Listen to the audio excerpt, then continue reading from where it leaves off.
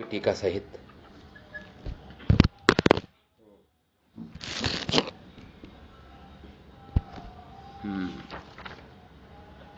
बर्हि ब्रहीणास्तवक धातु आशैर बद्धमल्ला परिब्रहं विडम्बा करहिचित् सबला आली गोपे गा समाह्यति करहिचित् सबला आली सगोपेर गा समाहिति यत्र मुकुंदा त्रहि भग्नगतया सरितो वै तत्पदाम्बुज अनिलानीतं स्पृहयति वीर्यम् इवा बहुपुण्यः प्रेम वेपित भुजास्तिमितापः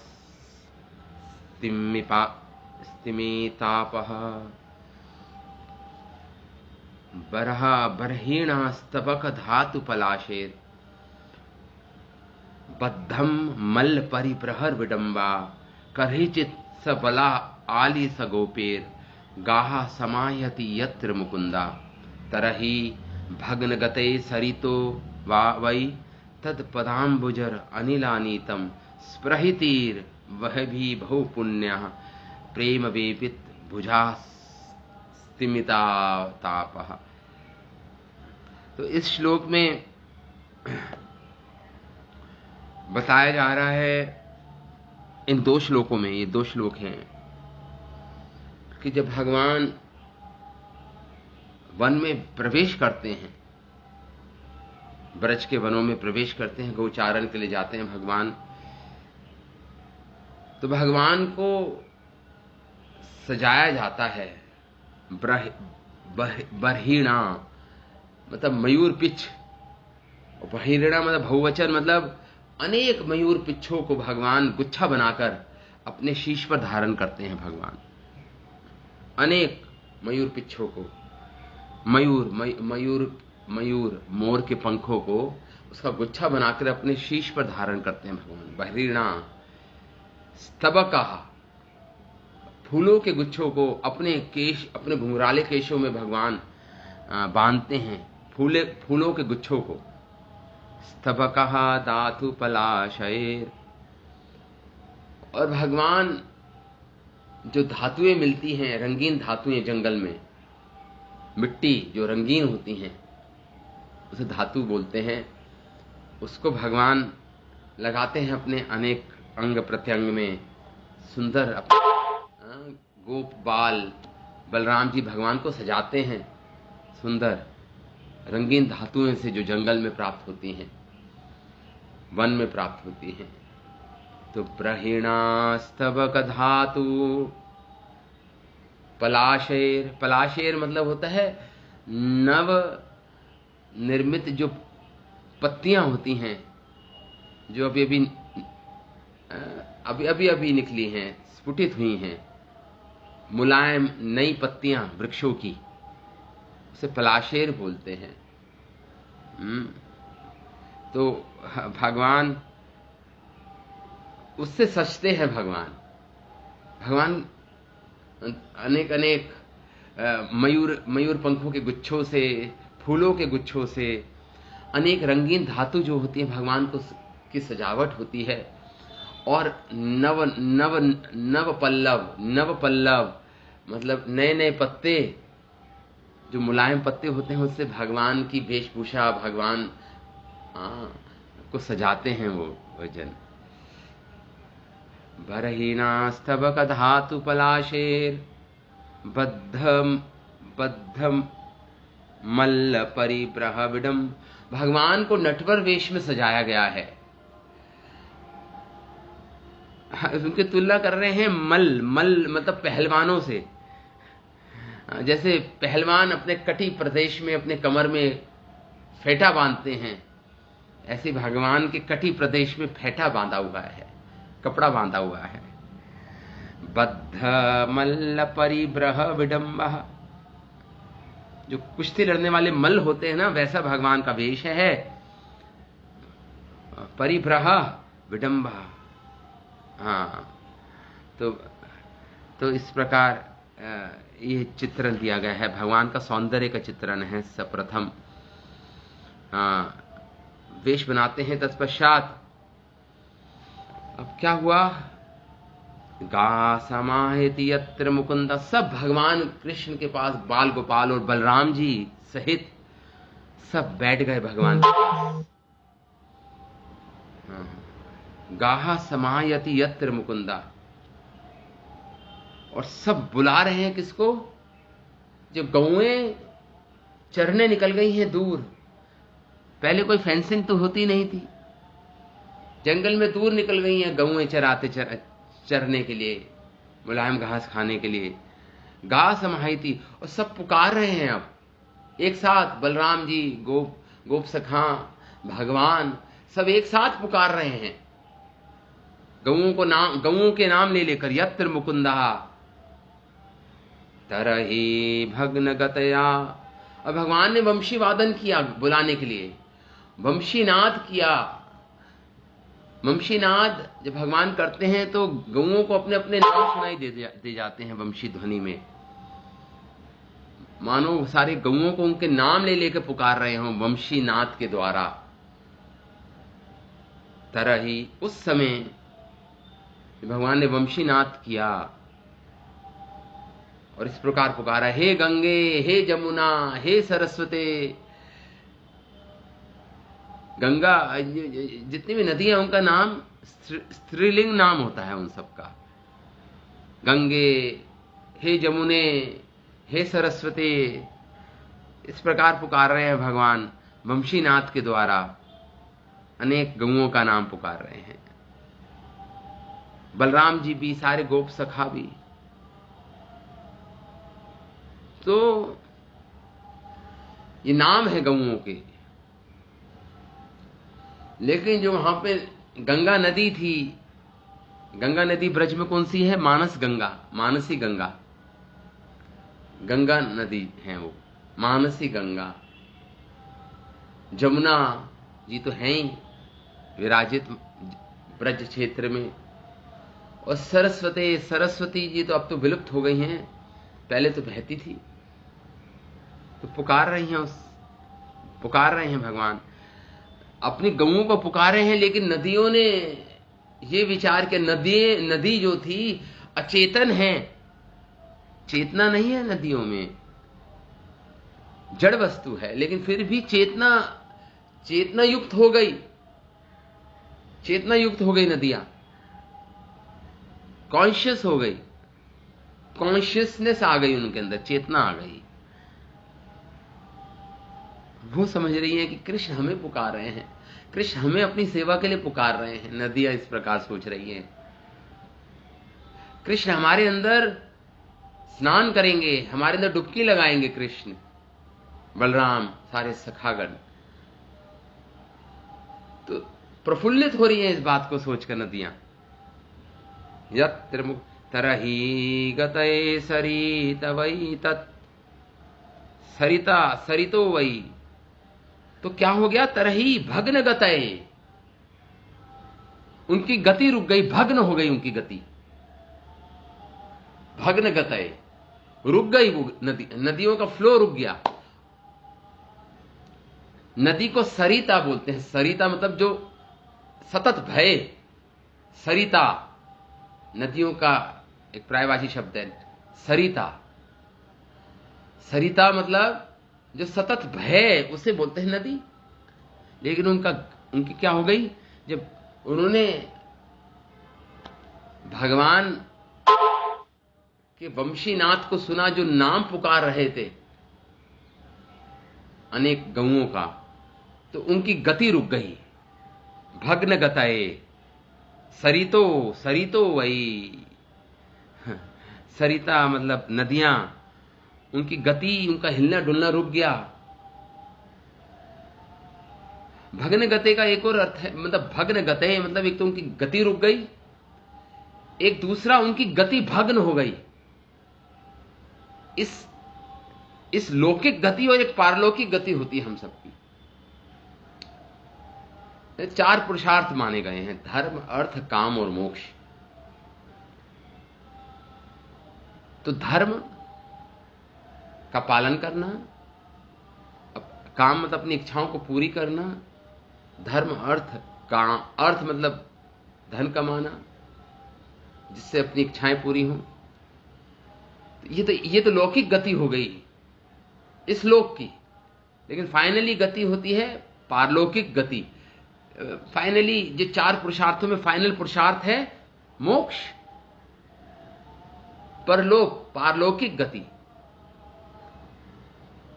तो इन नदियों की मानो ये गोपियां कह रही हैं, राधा रानी के समक्ष बोल रही हैं ये गोपियां, ये श्लोक।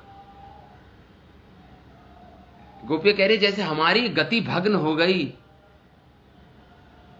इस लोक में भी हम परिहास मजाक, लोग हम पर उपहास करते हैं, हमारा परिहास करते हैं हम पर कि देखो कितनी अधार्मिक स्त्री है ये, अपने पति को छोड़ के पराये पुरुष के पास जा रही है। तो ऐहिक और पारलौकिक गति दोनों जैसे हमारी बिगड़ गई, गोपियां कह रही हैं। परलोक में क्योंकि हमारा पतिव्रत धर्म भग्न हो गया, इसलिए हमारी पारलौकिक गति भी बिगड़ गई, और इस लोक में भी इस लौकिक गति भी बिगड़ गई।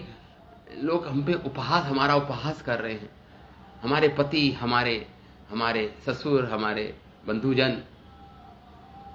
ऐसे ये जो नदियां हैं, नदी भी देखो हमारे जैसी ही हैं ये नदियां, इनकी भी गति बिगड़ गई, इनकी गतिशील थी, रुक गया इनका प्रवाह रुक गया इन नदियों का। हाँ, और गतिशीलता रुक गई, और इनके पति कौन है? समुद्र, जिनकी ओर बहती है, सतत बहती है नदियां अपने पति समुद्र की ओर। समुद्र इनका पति माना जाते हैं नदियों का। तो अब वो अपने पतियों की ओर नहीं जा रही है गति, ये नदियां, ये तो कृष्ण की ओर दौड़ रही हैं। इसलिए भग्न गतया तरहि भग्न गतया सरितो वै। लेकिन जो किनारे हैं, उसकी जो सीमा है उसको लांघ नहीं पा रही है बेचारी गोपियां। कह रहे जिस प्रकार हम घर में, हाँ, हमें बांधा जाता है घर के अंदर, कृष्ण के पास नहीं जाने दिया जाता, उसी प्रकार ये नदियां अपने किनारों को तोड़ नहीं पा रही। क्यों? क्योंकि इनकी गति रुक गई है, भग्न में प्रेम से विभल होकर इनकी गति रुक गई है, जल प्रवाह रुक गया है इनका, स्तंभित हो गई है। स्तंभित मतलब, स्तंभ मतलब एक प्रेम का लक्षण होता है, शुद्ध प्रेम का लक्षण स्तंभ हो जाना, जड़वत हो जाना एक जगह। जैसे पिछले श्लोक में भी हमने पढ़ा, सारे पशु पक्षी स्तंभित हो गए, एक जगह खड़े हो गए, जैसे कैनवास पे चित्र बनते हैं वैसे। तो यहां पे भी यही बोल रहे हैं, ये नदियां स्तंभित हो गई भगवान का मेणुनाद सुनकर, और सोच रही है कृष्ण हमें अपनी सेवा के लिए पुकार रहे हैं अपने वेणुनाथ से, गंगे जमुने सरस्वती कहकर। तत्पदाम्बुज उरज नील नीतम, और इच्छा कर रही हैं ये नदियां, अपने आप को हतभाग्नी मान रही हैं कि हम कृष्ण की ओर नहीं जा पा रही हैं। हतभाग्नी हैं हम, दुर्भाग्नी हैं, हमारा ये दुर्भाग्य ही है। लेकिन भगवान कृष्ण के चरणों की धूली वायु में बहकर जब हमारे पास आती है तो हम भाग्यशालिनी बन जाती हैं, हमारा भाग्य उदित हो जाता है। जब कृष्ण के चरणों की धूली वायु के साथ बहती है और वायु उसको हमारे तक ले आती है, जिस प्रकार गोपियां कह रही हैं कि हम जब कृष्ण की सौरभ को सूंघते हैं, कृष्ण के शरीर से जो भगवान के शरीर से जो सुगंध निकलती है, स्वाभाविक सुगंध निकलती है भगवान के देह से, दिव्य देह है भगवान का।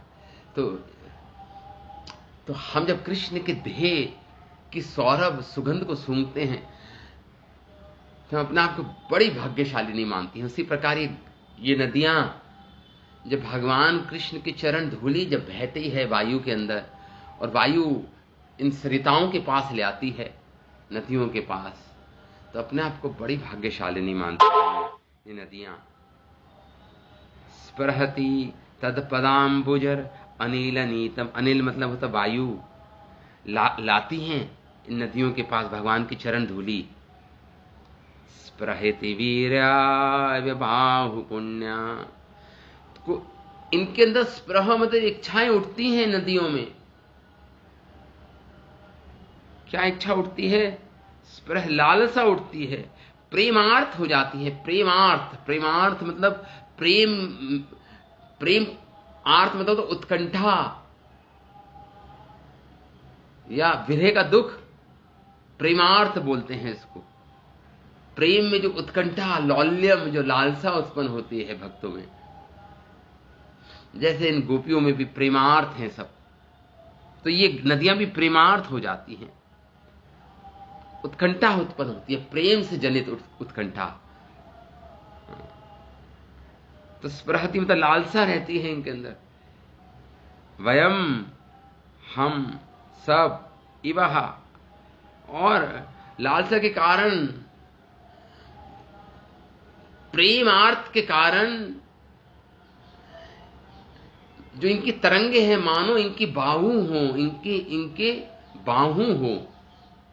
नदियों में जो तरंगे उठती हैं, इनकी बाहु हो, जो कंपित हो रही है,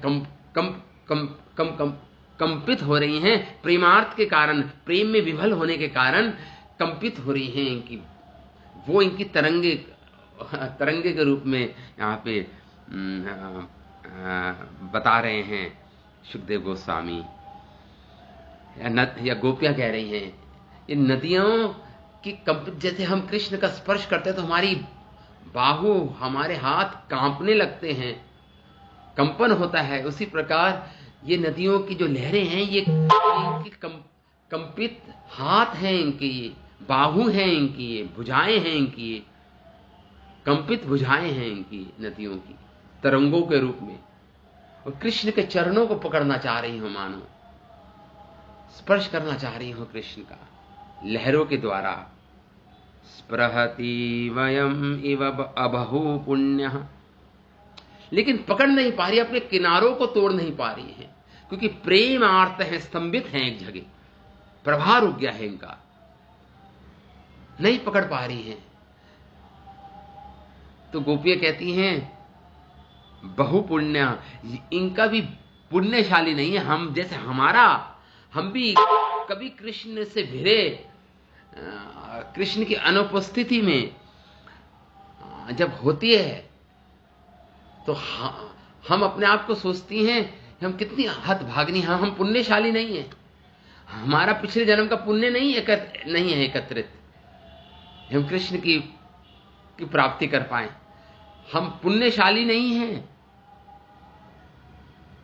उसी प्रकार इवा बहु पुण्य, इस प्रकार ये नदियां भी पुण्यशाली नहीं हैं, इनको कृष्ण को के चरणों को प्राप्त नहीं, स्पर्श नहीं कर पा रही हैं, ये भी पुण्यशाली नहीं है हमारी तरह। इस प्रकार गोपियां कह रही अबहु पुण्य, अबहु मतलब नहीं है पुण्यशाली,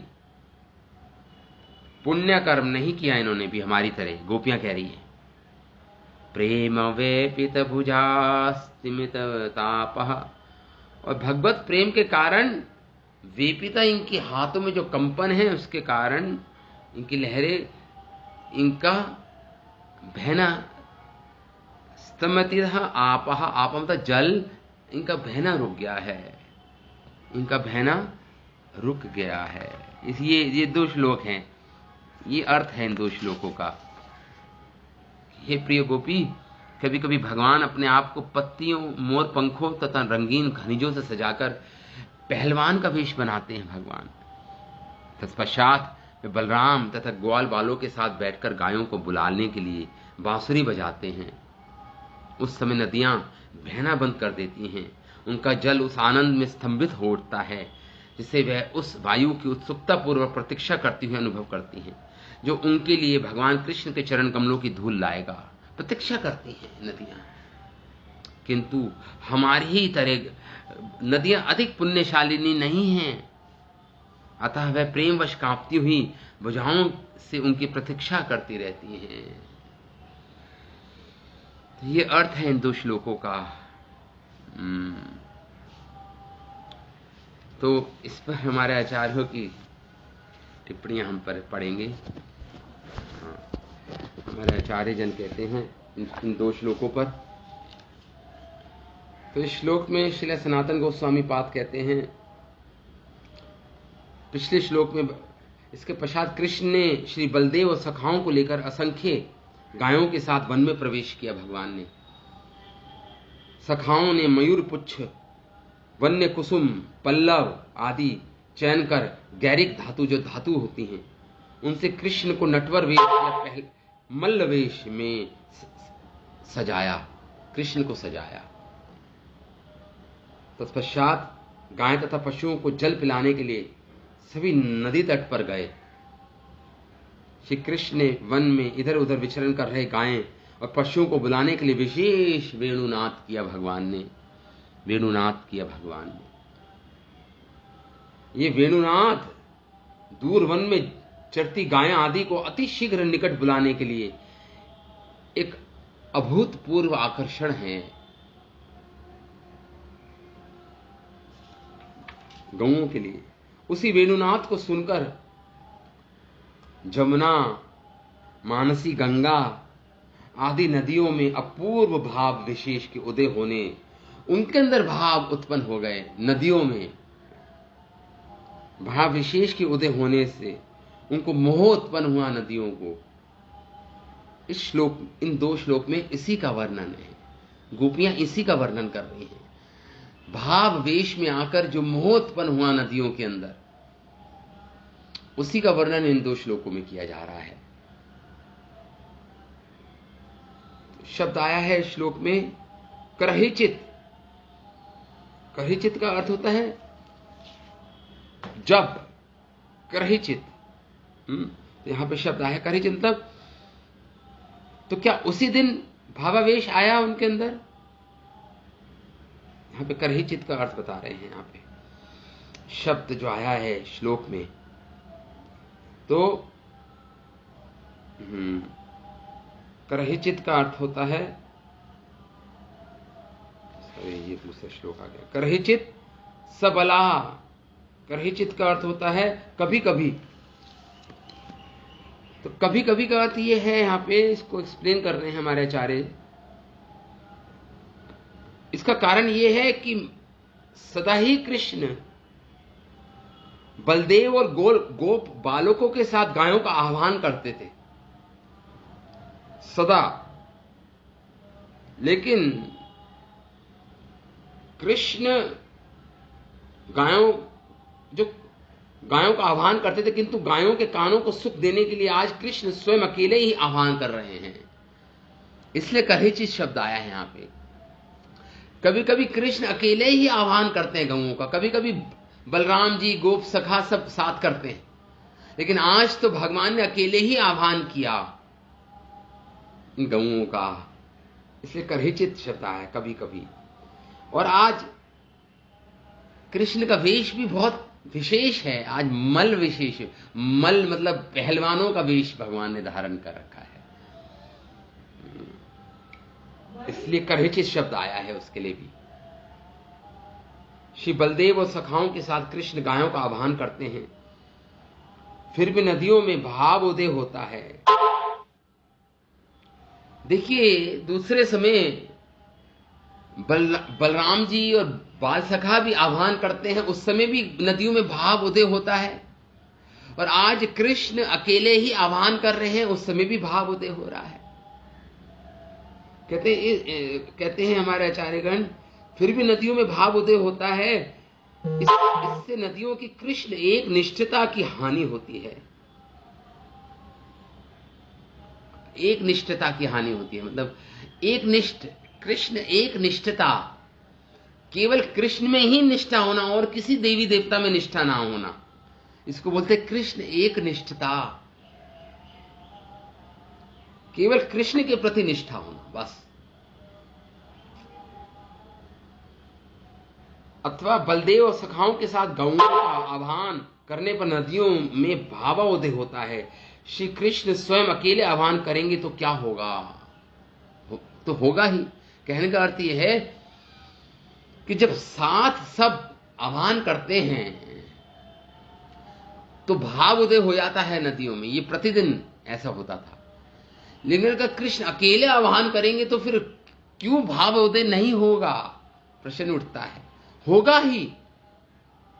नदियों में क्यों नहीं होगा भाव उदय? निश्चित होगा, होगा ही। अथवा अकेले कृष्ण आह्वान करने पर कृष्ण का भक्त वत्सल विशेष प्रकट होता है।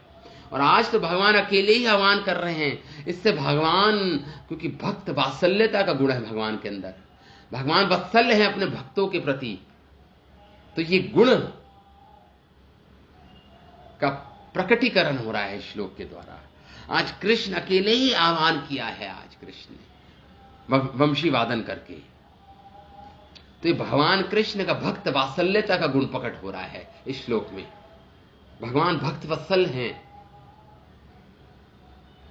और माधुर्य विशेष का उदय होता है। कारण वे मुरली वदन वेणु वाद्य विशारद है। भगवान विशारद हैं, वेणु वाद्य में विशारदा है उनके पास, विशारद हैं भगवान, पोस्ट ग्रेजुएट हैं भगवान वेणु वाद्य में। कृष्ण गायों को विभिन्न नामों से सम्यक रूप से नाना प्रकार से प्रीतिपूर्वक आदर आह्वान करते हैं। फिर मुकुंद उनके मुख पर कुंद कुसुम की तरह मनोहर हास्य है, इसलिए मुकुंद करके पुकार रही है। वेणु के साथ गायों का आह्वान करने पर दंत कांति विकसित होने के कारण परम सौंदर्य ध्वनित होता है। परम सुंदर लग रहे हैं भगवान ध्वनित कर। वेणुनाथ के साथ गायों का आह्वान कर रहे हैं भगवान। इस प्रकार ब्रजदेवियां गोपियां बोल रही हैं, राधा रानी के समक्ष बोल रही हैं, हे सखी, नदियों के इस प्रकार के भाव का वर्णन कर रही हैं गोपियां। नदियों में प्रेमार्थी हो गई है नदियां। जिस प्रकार राधा रानी के आगे नदियों की प्रेमार्थी की बात प्रकट कर रही हैं गोपियां, प्रतिपादित कर रही हैं गोपियां राधा रानी के सामने। जिस प्रकार हम प्रेमार्थी हैं, हे राधे आप प्रेमार्थी हो, उसी प्रकार ये नदियां भी प्रेमार्थी हो गई हैं, प्रेम में उत्कंठित हो गई हैं, प्रेम उत्कंठित हो गई है। प्रेमार्थी ही गोपी की प्रेम, यही तो गोपियों की प्रेम की विशिष्टता है, प्रेमार्थी होना। प्रेम के हृदय में विपुल आरती या उत्कंठा जागना, जाग जाती है, इसको बोलते हैं महाभाव। योग माया मधुर रस से नित्य कांता गोपियों को पराकिया भाव प्रदान करती है। योग माया, पराकिया मतलब आउट ऑफ वेडलॉक, अपने जो जब प्रेम होता है, पति के अलावा किसी दूसरे प्रेमी से प्रेम होता है, उसको बोलते हैं पराकिया भाव। ये पराकिया भाव में ही ये प्रेमार्थ होना संभव है, इसे बोलते हैं गोपी भाव। हालांकि योग माया ने पराकिया भाव जगाने के लिए सिर्फ योग माया शक्ति करती है भगवान की काम। पराकिया भाव की गोपियां हैं, राधा रानी भी पराकिया भाव है। योग माया ने झूठा ही उनकी, मैंने बताया था कल, उनकी प्रति कॉपी, उनकी फोटो कॉपी वहां पे प्रस्तुत कर रखी है ब्रज में इस समय उनको तो। लेकिन ये पराकिया भाव को उत्पन्न करने के लिए योग माया ऐसा करती है। इस पराकिया भाव में जो मधुर रसवती जो गोपियां हैं, उनका आरती, उनका जो प्रेमार्थ है, उत्कंठा है, ये अपनी चरम सीमा तक पहुंच जाता है पराकिया भाव में। इसलिए ऐसा करती है योग माया शक्ति। ये पराकिया भाव में ही संभव है प्रेमार्थ होना। ये अपनी चरम सीमा तक पहुंच जाती है। उत्कंठा, लालसा, भगवान को प्राप्त करने की लालसा अपनी चरम सीमा तक पहुंच जाती है। पराक्य भाव के बिना प्रेम अनुराग महादशा को प्राप्त करना संभव नहीं। हमारे आचार्य जन कहते हैं इस प्रकार पराक्य भाव होना आवश्यक है। लेकिन हम लोगों को पराक्य भाव नहीं समझ आएगा। हम जो देहात्मिक बुद्धि में हैं, इस देह को अपना मानते हैं, जो शरीर को ही अपना आत्मा मानते हैं, उनको ये पराक्य भाव समझना बहुत कठिन है। ये तो आध्यात्मिक जगत का भाव है पराक्य भाव। इसलिए श्रीला जीव गोस्वामी जब टीका में लिखते हैं, उज्ज्वल नीलमणि ग्रंथ जो रूप गोस्वामी ने रचा है, उज्ज्वल नीलमणि, उस पर टीका में जीव गोस्वामी लिखते हैं कि परम मर्यादा संपन्न कुल वधुएं, जो ये गोपियां हैं, जो कुल वधु हैं, ये गोपियां अपना आर्य पथ या पतिव्रता धर्म को आंच आते ही, अगर आंच आता है स्त्रियों के लिए, पतिव्रत धर्म पर आंच आते ही ये अग्नि में कूद जाती थी, अग्नि में प्रवेश कर जाती थी, अथवा सुखपूर्वक मृत्यु का वरण कर लेती थी, खाना पीना छोड़कर आमरण अनशन करती थी, या अग्नि में प्रवेश कर जाती थी। अगर इनके आर्य पथ पर, इनके पतिव्रता धर्म पे कोई आंच आती थी तो ऐसी स्त्रियां थी। लेकिन उन्हें उसी आर्य पथ और कुल धर्म का त्याग किया इन गोपियों ने। क्यों? कृष्ण के सुख के लिए, कृष्ण के सुख के लिए किया इन्होंने। अपने आर्य पथ, अपने पतिव्रता धर्म को भंग कर दिया। इसी राह, यही पराकाष्ठा है प्रेम की, यही पराकाष्ठा है। अपने आर्य पथ, अपने पतिव्रता धर्म का त्याग कर दिया कृष्ण के सुख के लिए। यह है प्रेम की पराकाष्ठा, यह है प्रेम की पराकाष्ठा। नहीं तो इसमें आंच आते ही अग्नि में प्रवेश कर जाती है एक स्त्री। यह अनशन, मरण, आमरण अनशन करती है। लेकिन अब त्याग दिया इसको, अपने आर्य पथ, अपने पतिव्रता धर्म को त्याग दिया। उसका एक ही लक्ष्य था, कृष्ण सुख, कृष्ण सुख।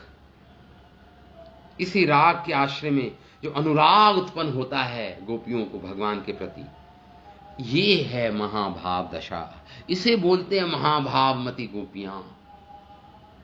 अतएव महाभावमती सभी गोप सुंदरियां में प्रेम आरती होते हुए भी चरम सीमा, लेकिन चरम सीमा, उस प्रेमारती में भी सीमाएं हैं।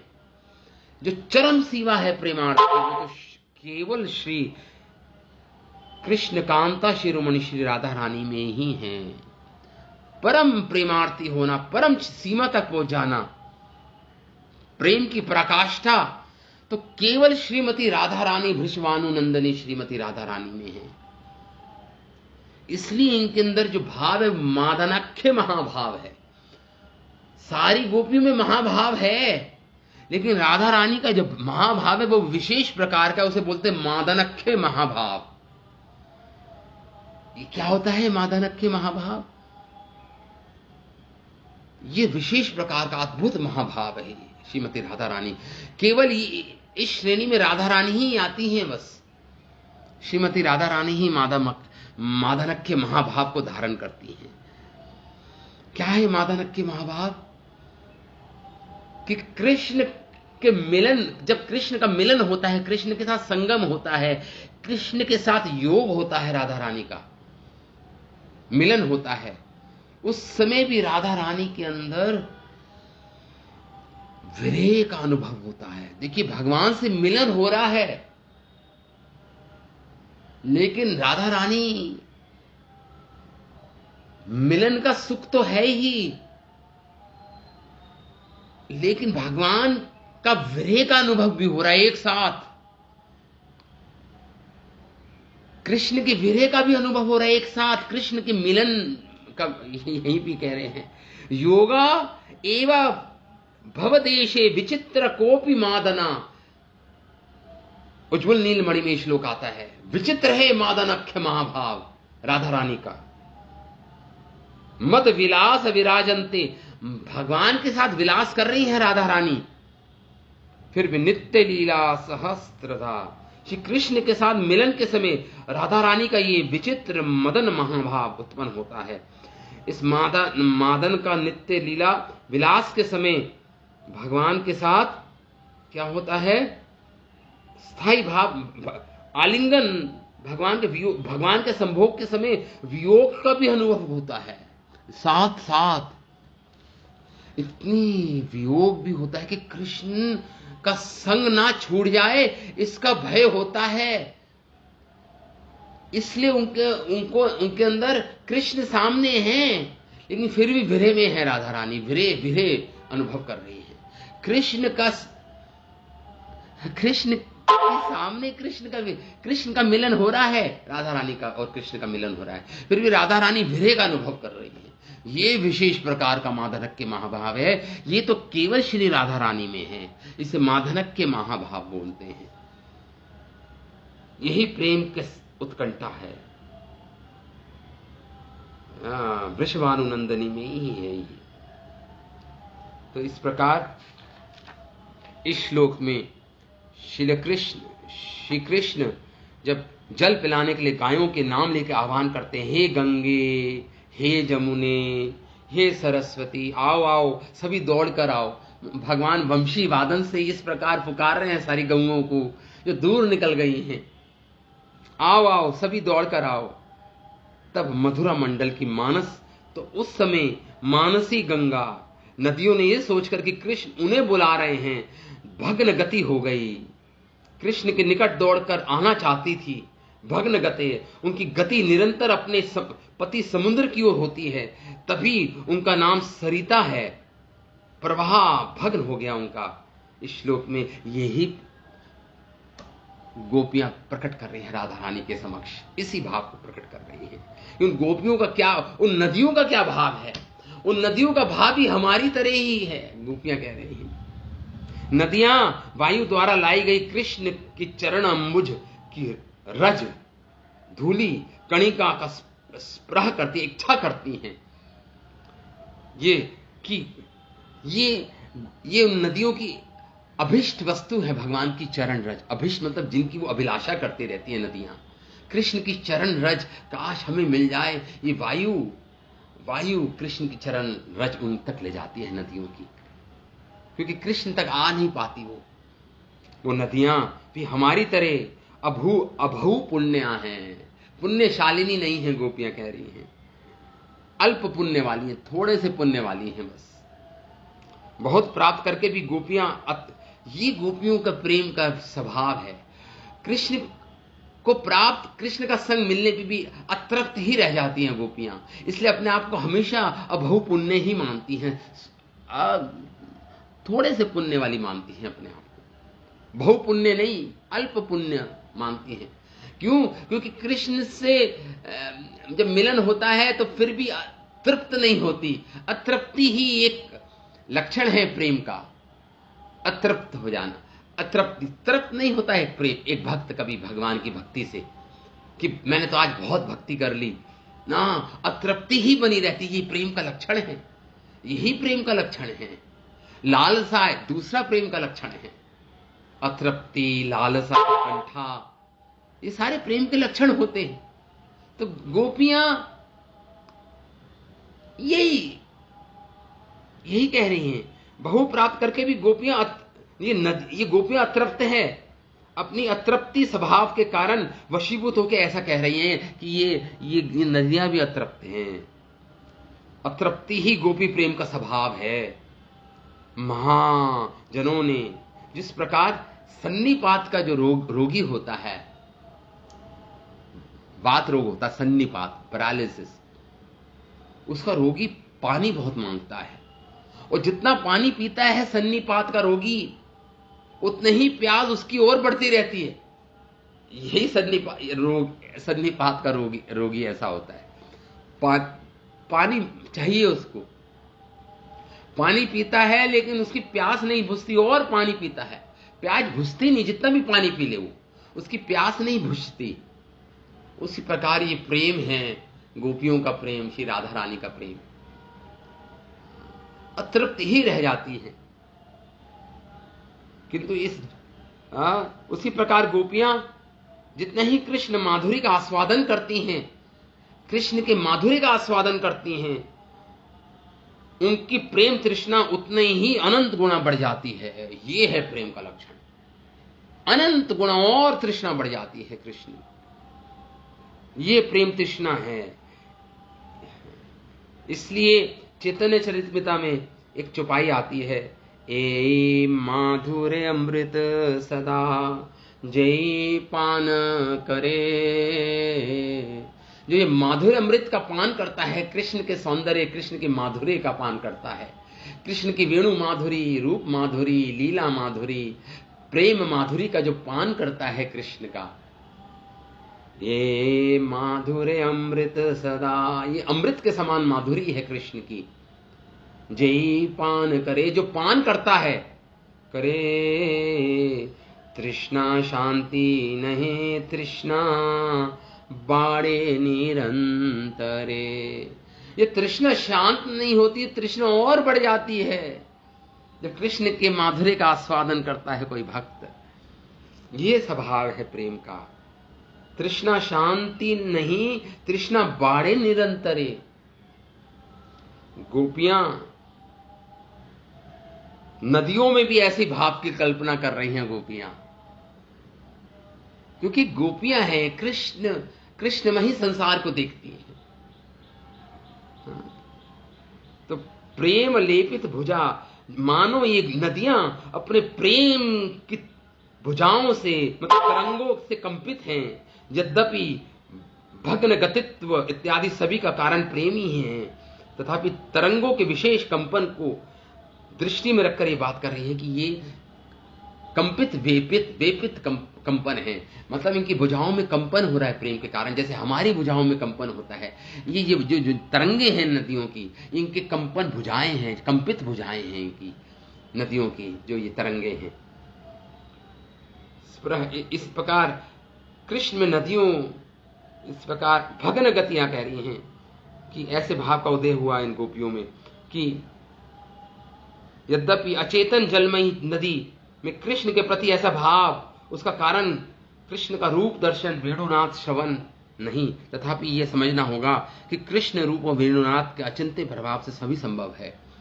भगवान की वेणुनाथ से मैंने बताया था विपरीत धर्म हो जाता है, तो अचेतन वस्तु भी चेतन बन जाती है, ठोस वस्तु भी पिघल जाती है, और जो पिघली हुई वस्तु है वो ठोस बन जाती है।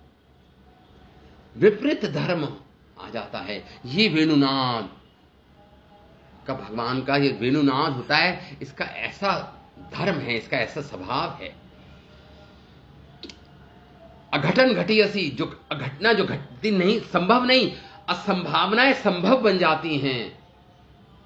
ये भगवान है, ये भगवान की शक्तियां हैं। तो चेतना रहित जड़ वस्तु, ब्रज की नदियां भी चेतन सहित हो गई, चेतना युक्त हो गई, और इस प्रकार भाव धारण कर रहे हैं कृष्ण के प्रति। वेणुनाथ सुनकर श्री विश्वनाथ चक्रवर्ती ठाकुर लिखते हैं, बस टीका में लिखते हैं कि कोई अन्य गोपी बोली, हे सखियों, कृष्ण के वेणु नाद से मृग वृष आदि जंतुओं का भावावेश तो दूर की बात रही। पिछले श्लोक में तो जो वन में जन जंतु हैं उनके भावावेश की बात कही थी, उसकी तो बात ही दूर रही। अरे अचेतन नदियों में भी स्तंभ भाव की बात सुनो, एक गोपी कहती है राधा रानी को। जो जड़ वस्तु है, अचेतन वस्तु, उसमें भी भाव उत्पन्न हो जाता है कृष्ण के वेणुनाथ सुनकर, कृष्ण का वेणुनाथ सुनकर। उनकी बात सुनो अब हमें हमार से। एक गोपी कहती है दूसरी गोपी से, कृष्ण जब मयूर पिच और फूलों का गुच्छा और नव पल्लव और धातु रागों से मलवेश का अनुकरण करते हैं, धारण करते हैं मलवेश को, मल्लवेश पहलवान, उनकी शोभा समस्त मल्लोक मल्लों की शोभा का हास्यास्पद करती है। जो मल्लों की पहलवानों की जो शोभा है उनका तिरस्कार करती है। भगवान इतने सुंदर लगते हैं, वो हास्यास्पद हो जाती है मल्लों की शोभा। जब भगवान मल्ल वेश धारण करते हैं वनों में, उनकी शोभा हास्यास्पद हो जाती है, उपहास करने योग्य हो जाती है। क्या हो जाती है, मतलब इनसिग्निफिकेंट हो जाती है। ऐसी उनकी शोभा बन जाती है भगवान के सामने। तो वह सब न कालिंदी, गंगे, सरस्वती का आह्वान करते हैं भगवान। तो नदियां भी चेतना प्राप्त करके सोचती हैं, अहो हमारा कैसा सौभाग्य है, श्री कृष्ण स्नान आह्वान करने के लिए हमारा आह्वान कर रहे हैं, स्नान करने के लिए हमारा आह्वान कर रहे हैं। ऐसा सोचकर वे तीव्र प्रवाह से तट प्रदेश भेद कर कृष्ण के पास जाने की चेष्टा करती हैं नदियां, पर ऐसा करने में उनकी गति भग्न हो जाती है। अति आनंद के कारण जड़ता प्राप्त हो, अति आनंद में स्तंभित हो जाती हैं। उनका स्वभाव गति स्तंभित हो जाती है, प्रवाह स्थिर हो जाता है। कृष्ण का संग सुख की प्राप्ति के अभाव में अन्य जो दूसरी नदियां उनका उपहास करती हैं, जैसे गोपियों का उपहास करते हैं उनके ससुर, उनके पति, उनके बंधु बांधव उपहास करते हैं। देखो ये कैसे कुलच्छनी है, कलंकनी है, ये उपहास करते हैं गोपियों का। अरे देखो ये आर्य पथ को छोड़ दिया, इसने अपने पतिव्रता धर्म का भंग किया। तो ऐसे ही कह रहे हैं दूसरी नदियां, जब वो नदियां कृष्ण के प्रेम में विभल होकर कृष्ण की ओर दौड़ना चाहती है, लेकिन प्रेम में स्तंभित हो जाती है, उनका जल प्रवाह रुक जाता है, तो दूसरी नदियों को उपहास का कारण बन जाती है। दूसरी नदियां उनका उपहास करती हैं। अरे देखो अपने पति समुद्र की ओर ना जाकर किसी दूसरी ओर जा रही है, देखो उपहास का कारण। फलस्वरूप इनकी इस लोक में भी गति बिगड़ जाती है, गतिहीन हो जाती है, और परलोक में तो गति बिगड़ ही जाती है, क्योंकि पतिव्रत धर्म का भंग हो जाना मतलब परलोक की गति भी बिगड़ जाती है। ऐहिक गति और पारलौकिक गति दोनों ही मंद गतिया हो जाती है। ये श्लोक का अर्थ है। उनका कैसा भाग्य है, पर किंचित भाग्य भी है। क्यों? इन नदियों, गोपियां कहती हैं इनका, इन नदियों का किंचित भाग्य भी है। क्यों? क्योंकि कृष्ण के चरण की रज धूली वायु इनको प्राप्त होता है। भगवान की कृष्ण की चरण रज इनको प्राप्त होती है वायु के द्वारा, इसलिए भाग्यशालिनी भी है, उनको प्राप्त होती है, पर फिर भी अतृप्त ही रह जाती हैं। यही प्रेम का स्वभाव है। नदियां भी अतृप्त रह जाती हैं। कृष्ण की चरण धूलि प्राप्त हो रही है इनको, फिर भी अतृप्त रह जाती हैं ये नदियां। हम लोग की तरह ये नदियां भी अल्प पुण्य वाली हैं, कम पुण्य हैं इनके पास। जैसे हम श्री कृष्ण संग प्राप्ति को लेकर स्वल्प पुण्य, कभी प्राप्ति होती है, कभी हमें कृष्ण की प्राप्ति नहीं होती, तो हमारा पुण्य स्वल्प है, थोड़ा पुण्य है हमारा। वैसे ही नदियां, इसी प्रकार हमारी तरह ही ये नदियां हैं, हमारी तरह हैं ये।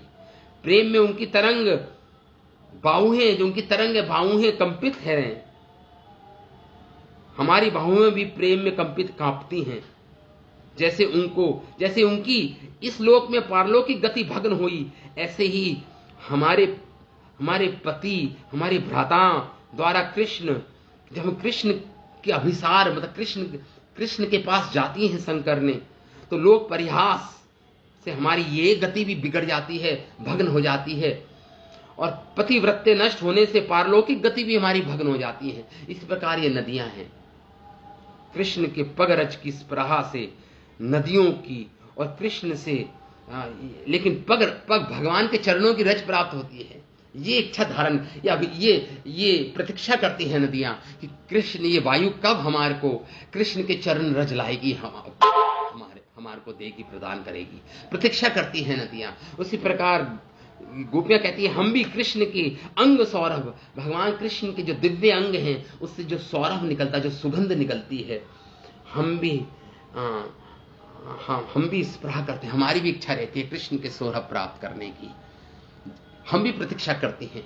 जिस प्रकार ये नदी कृष्ण के चरण रज की प्राप्ति की प्रतीक्षा करती है, इस प्रकार अपनी तुलना गोपियां नदियों से कर रही हैं, और नदियों में भी वो प्रेम देख रही हैं।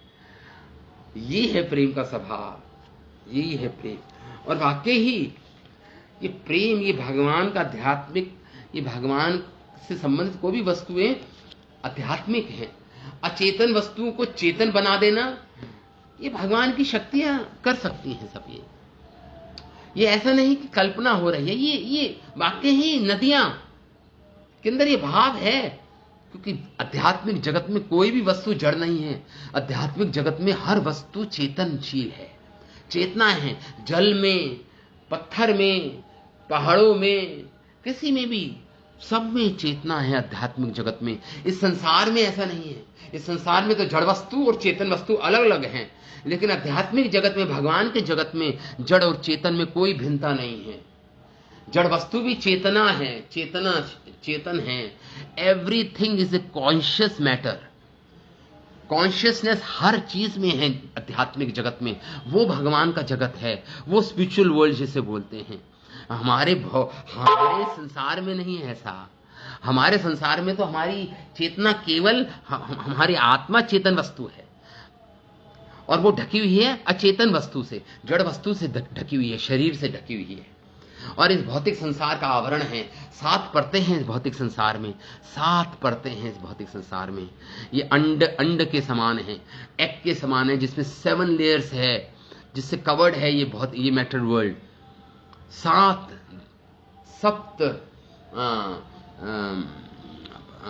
लेयर से ढकी हुई है ये भौतिक संसार। यहां पे जड़ वस्तु अलग है, चेतन वस्तु अलग है।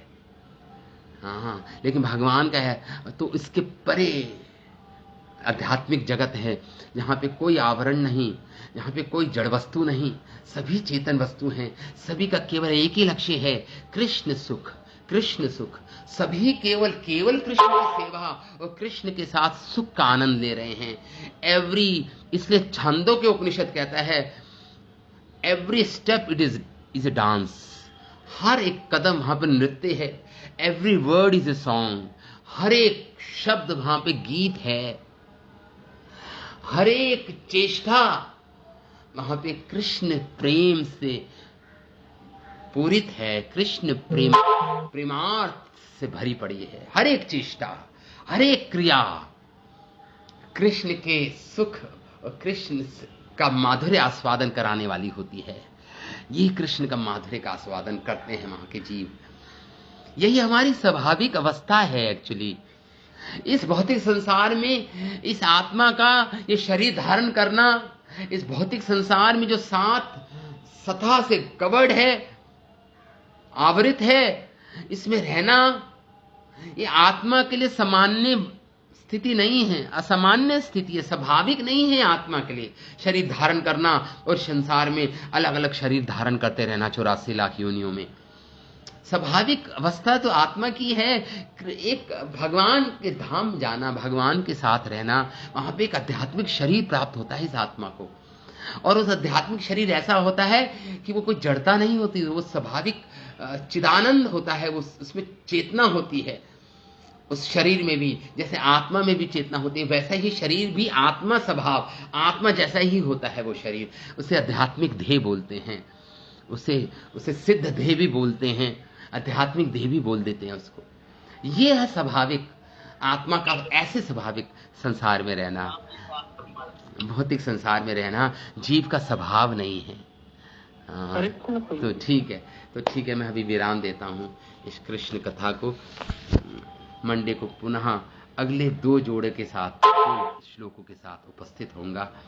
ये भाव है, ये प्रेम है, प्रेम का प्रकाशन है ये। इसको समझना कठिन है, मैं समझ सकता हूं।